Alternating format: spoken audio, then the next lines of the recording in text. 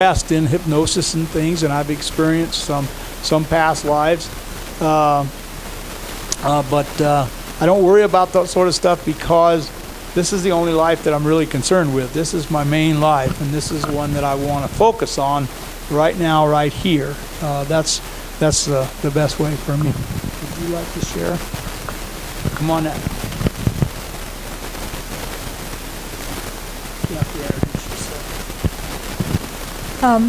My name's Evelyn Darlington, and I've been living here in Aztec for about 20 years now. It just flies by. But I'm here because I had a experience through my mother. My mother was the one who had heart problems. And she was going to the hospital to get a test. And while she was being prepared for that, they were going to go through her artery to her heart. She had they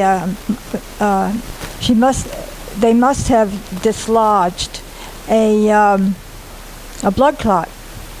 And when it did, she died right there.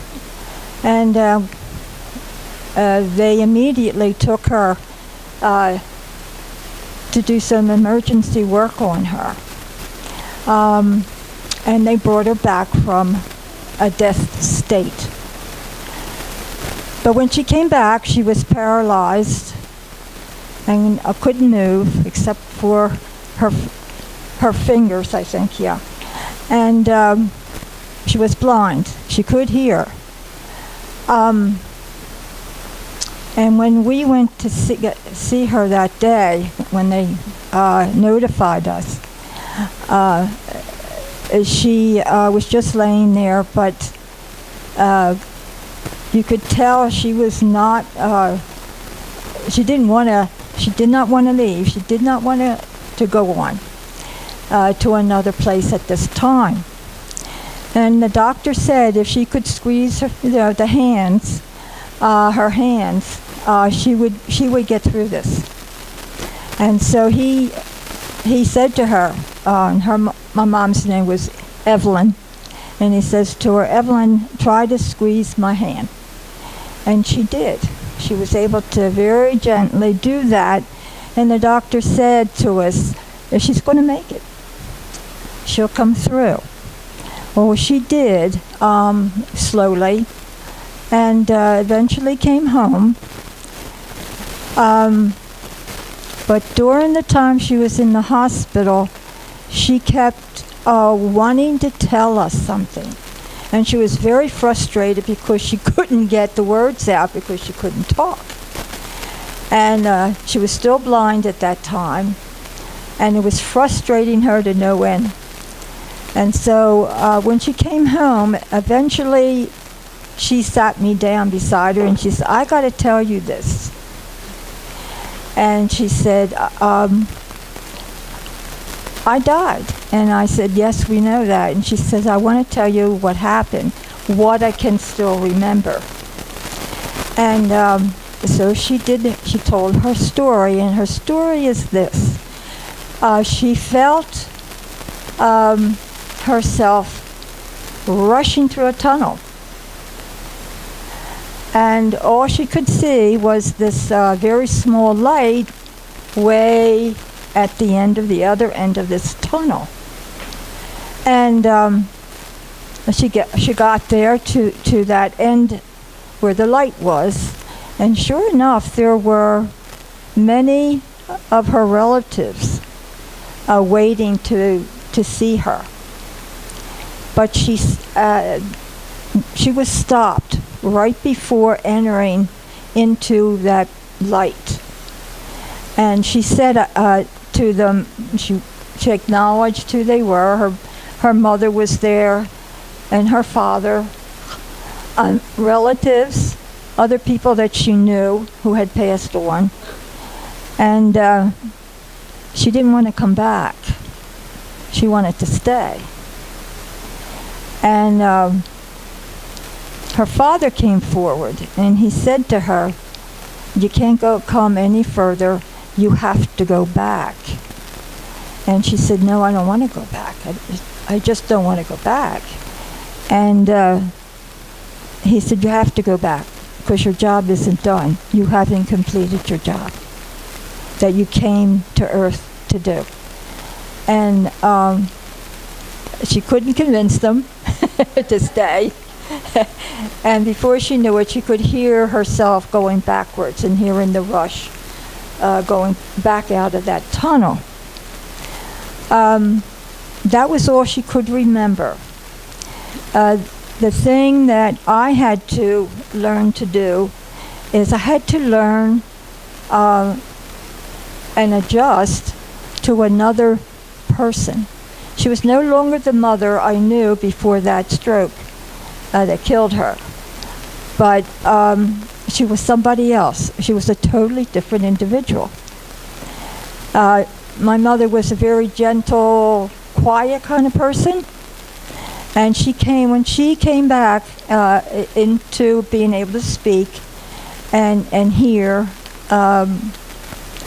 and her eyes, she was able to see, and she had all her faculties pretty much. She turned from a very quiet person to one who spoke her mind, and I wasn't used to that. I just wasn't. And so we had a lot of adjustments, and she became a very strong person that spoke her mind and made her own decisions, and if you liked them or not, it didn't matter. But she wanted to go with what she wanted to do, and that was a big adjustment for the family. But she lived several years later. My dad died first, and she died about a year later. And I'm the one that found her in bed, and she had passed on during the night.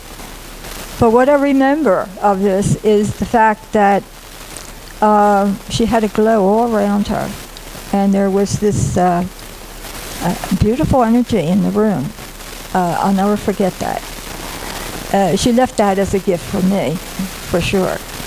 And while she was here, she had lost all fear of dying.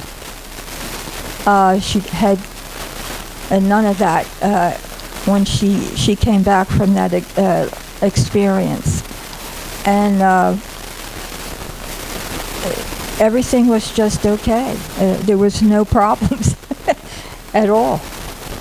So that's her story, and we often, every once in a while, we get together. We talk about that over and over again. But there's nothing to fear because there is life after this one, and many more. Thank you. Thank you. You know, that's the one thing that I think is one of the common threads that runs through all these stories is that when we have the fear of death removed from us, that it leaves us more to enjoy this life, to be more fully here. We have no fear. I have no fear of death, not one little bit. Cindy?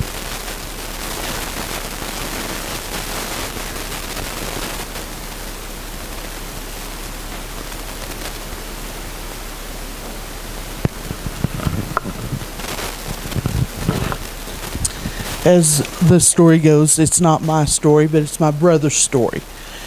About 20 years ago, I had just started my journey on spiritualism, and my brother had a bout of cancer. He had liver cancer the first time. It was between the liver and the spleen, the gallbladder is where they found it the first time. They did radiation, chemo, and he was declared clear of all cancer. About a year later, it returned, but only inside the liver, the spleen, and the spine. And he was given a death sentence. Anyway, this was on an Easter Sunday that he was going down there, and he was angry all the time with our mother, people like that, and women. women in general. He did not allow them. If he dated them, they had to wear dresses, high heels, and nylons, period. They couldn't wear red lipstick. He was very controlling with his women. That's why he's been married several times. Anyway, he was angry at our mother the most. But she was the only one that could go and take care of him this second time with his second bout of cancer. And so I ended up sending her to him because she was living with me. And she needed it as much as he did. Anyway, she went down there. It was Easter Sunday, and they went to Texas because that's where his cancer doctor was. And he went down there, and they did radiation and chemo again. And the 1st of August, he was declared clear of all cancer for a second time. And everybody was shocked over this, including the family, and stuff like this. Well, he was going on about, and he was on prednisone, and I don't know if many people know about prednisone, but prednisone is a steroid. And if you cut it cold turkey, your brain can swell. And it can do a lot of damage. Well, my mother called me up on a Thursday morning and said Reggie had gone into a coma and nobody knew why. She said that he'd kept talking about cutting his prednisone out cold turkey and he wasn't going to take it anymore. And I said, you need to tell the doctor, get involved in this. Whether she did or not, I don't have a clue. But she kept calling me up every 2 hours telling me he was going to die. He looked like death and he was on death's door. And I kept telling her that it would take 72 hours to reverse the prednisone if that's what he did. He had shunts in his head from the chemo and radiation. And I said he could have an infection. It's still going to take 72 hours to reverse the infection. And she kept calling me every time, you got to get down here, he's dying.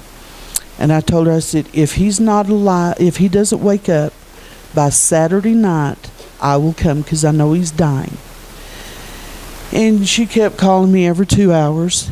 And eventually, Saturday about noon, 1 or 2 o'clock in the afternoon, nothing. Not a word from her. I'm like, okay. So finally I call out there. I said, what's going on?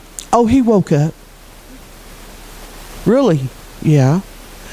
Well, what's going on? Well, he has amnesia. He doesn't know anybody but me. The one he was angry at the most. He didn't know his favorite aunt and uncle, my brothers that were standing beside him. He didn't know anybody. So, okay, let me talk to him. She says, well, he won't know you. I said, it's okay. Let me talk to him. I had argued with her for a good 5-10 minutes before she'd let me talk to him. And finally, she put him on the phone. I said, okay. I said, what'd God have to say to you? I was new to spiritualism. I didn't know what else to say. And he goes, well, God told me if I didn't stop harboring anger, I would die. I said, what happened? He said, he helped me let it go right then and there. I said, okay, that's good. I didn't get to ask any more questions because I didn't know any at the time. But he has been in remission. He's not had another bout of cancer since. And this is about 20 years now. He did change. He allows his women to wear shorts. He allows them to wear pants, but not red lipstick yet. Still can't do that. He's still, I'm sorry? Yes, it is for him. He's very opinionated about what women should wear. Still is. But yeah, he had that, and it helped me along the way. Because as a massage therapist, and I do work with energy, and also the spiritually emotional part of it.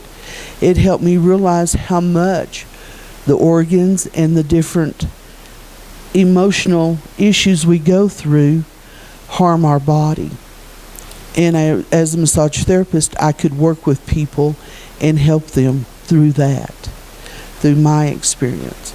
And I've talked to them about letting go of anger, letting go of pain, and other problems that, all the organs and all of our body has. So it's really helped me through the 20 years of massage therapy with that. Thank you. Thanks a lot. They're all very good stories.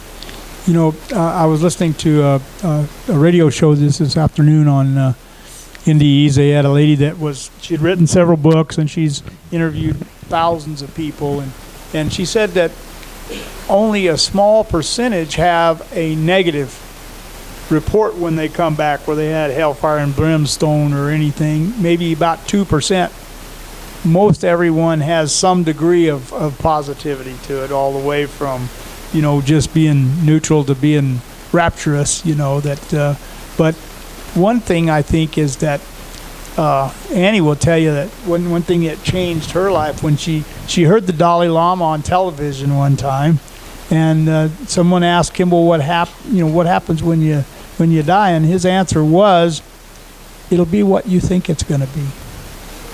Whatever you believe it's going to be. And so looking back and considering that, I didn't have a religious belief at that time. I spiritual or anything else, so I didn't have any expectations. The only thing I wanted was the pain to go away, and it did. So my expectations were fulfilled. Probably Marion, she could relate to the table. She was only 3 years old, and the people in the room, and that's what she, what she didn't have time to get a religious format. She was so young. So, that sort of supports the idea that whatever you believe is probably what's going to happen. So, does anyone have any questions besides Midge? Oh, Midge has one. Thank you. Thank you. I notice with everyone where they are, such as at the end of the tunnel, where there are people who have died, that everyone is recognized. And this struck me because it seems to me many times people don't believe that when it's only the spirit that you're addressing. The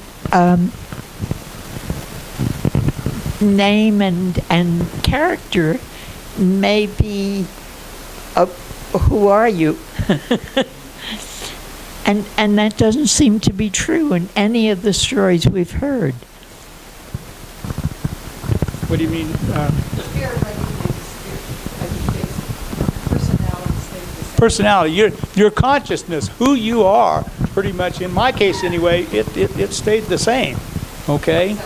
And so why would I think that it would change just because the consciousness was outside of the body? I don't think that I would. Well, we recognize each other here by facial and physical ways, and I wouldn't expect that to be true when it's all spirit. I think though that we have that our awareness. I know my awareness was greatly enhanced when I was outside of the body. I recognized things and saw things and felt things that and I had no questions, and that to me is really important, that I had no questions. And it was obviously a pretty important life event for me, but I didn't question anything. And I don't know, I think that we would recognize each other's energy because we are energy. We recognize each other because we're in a body, and we identify with bodies. When we are energy, I think that probably we would identify with the energy. Does that make sense? Yes, but I also keep thinking in the Bible when Jesus, after the crucifixion, appeared, doubting Thomas, for instance, questioned, and of course the story is that Jesus showed the marks on his hands, but that again makes it a physical thing, and it's I'm trying to grasp how much is physical and how much what do we depend on to recognize each other in the difference between this world and the spiritual world. There are some things we won't know until we're over there. Okay. When we are, well, my thing is that when you are there, you will know, you will understand. But it is impossible for us, the things that are impossible for me to know in this body. Does that make sense? Yes, I like your answer very much. Yeah. Well, it's not really an answer, it's just an opinion. I have some of the stuff that I said that's absolutely fact for me. Some of the stuff was my take on what I experienced. But what I experienced, I related, verbatim as to what I remember happened. But other stuff I talked about was what my impressions of what happened. Two different things. Does anyone else have any questions? Okay. Oh, where? Sorry. Is it all right if I kind of share an experience I had? Yes, but we need to qualify it. It was drug-induced, was it not? Well, I don't want to go so much into depth with the way that it came to be, but more so I want to explain the experience that I did have, and there's really no words for it, but let's say you're completely launched into a different form of reality. And the form of reality that you're in is completely made up of light and sound. And everything's resonating to a certain frequency and shifting through the light in the frequency into that form. And what I could recognize was seemingly beings.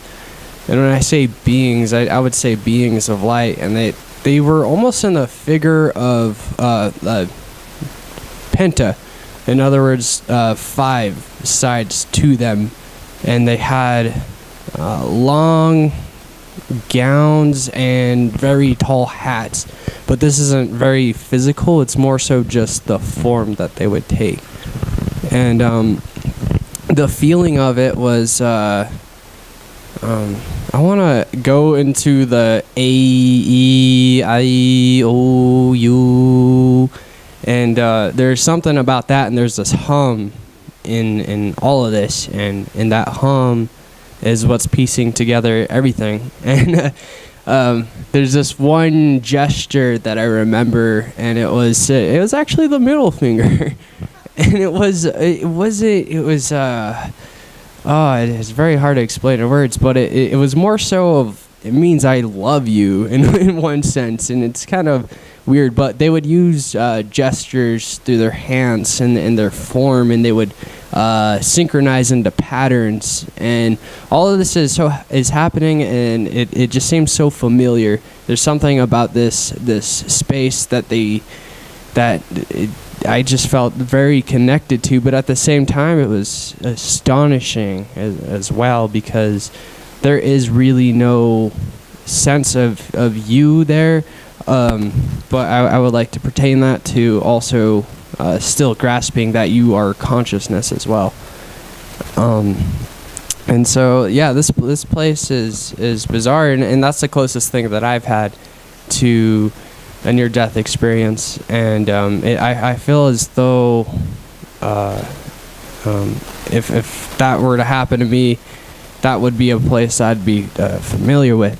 and there's just really no words to explain this place, and it's just incredible to consider that and where I was, and I've held that experience with me dearly.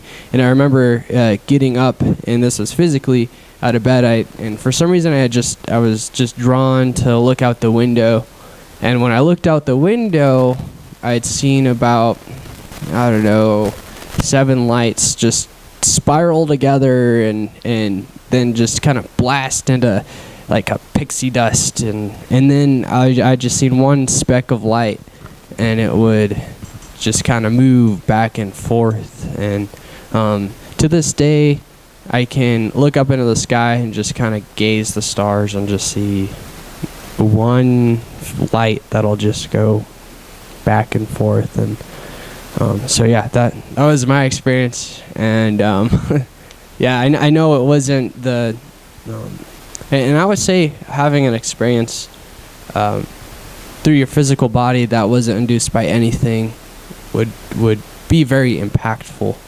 And so I hadn't quite had that yet, but one day we all will. And so yeah. There's an out-of-body experience, yes. Some people can get to a place where their consciousness can leave their bodies through meditation. Some people can astral travel, okay? They do not normally do that with drugs. There are drugs that people can take in different cultures and whatnot. They induce those things. I think they're very different. Our focus wanted to be pretty much on natural, experiences. I'm a child of the '60s, okay, and so in all that, and I was very active during that time. We dropped acid and we did a lot of stuff, and we had all kinds of experiences. And I can tell you for sure that none of that is what I experienced. Okay, but anyway, go ahead, Annie. Let me clarify what you said about, what did you say? Oh, the Dalai Lama. I have very strong feelings about where I'm going, and happily. And I know where I'm going. I just don't want to hurt in the way. And when I came in, the Dalai Lama was on TV, and he had this lovely, beautiful, loving face. I'd heard there was a Dalai Lama and he was a good guy, that's all I knew. And he said, whatever you believe is what it'll be. And I shut it off and took it to my heart and said, thank you. But I had a spiritual experience I'd like to share. This is 4 or 5 years ago, maybe more. I wasn't drinking, wasn't doping. It was just a normal day. I found myself in this golden globe. Warm. I gotta tell you about the globe though. The warmth and this golden, I don't know where this came from. Like I said, it was just a normal day for me. But I felt very strongly God's love and protection. And my spiritual growth since then has flourished, and I'm grateful. Somebody else?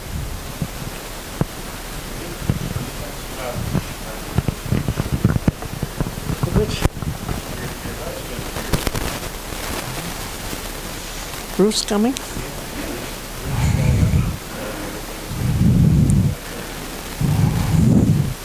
He hangs around.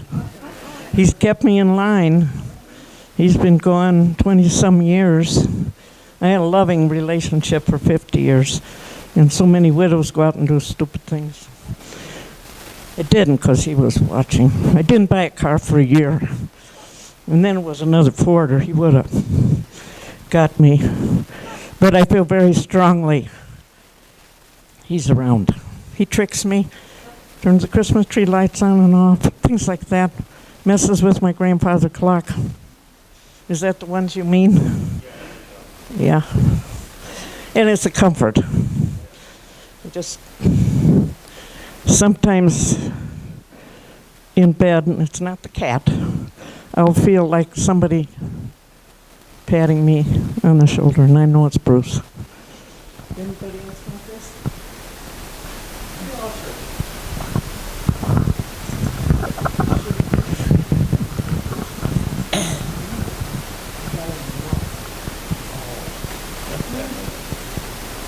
The closest thing I've ever come to anything like that was I've only had one dream that I died.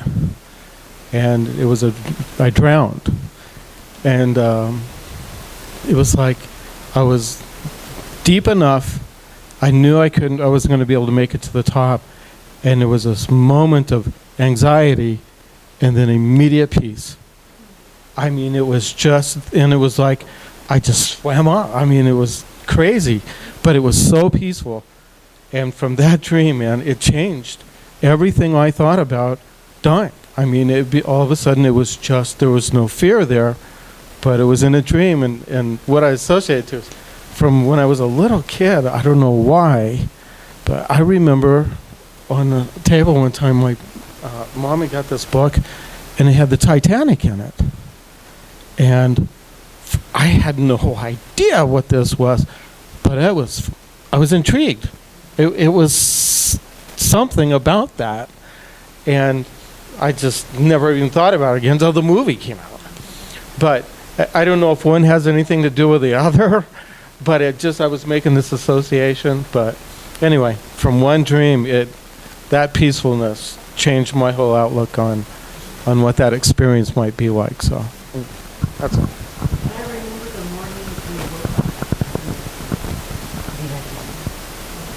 Yeah. Like it was yesterday. I mean, even for me, because he was so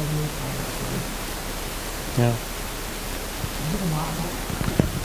Well, that's 70s great. had good drugs too. Yeah. No, we're not going to go into the drug. Does anybody else have anything you'd like to share?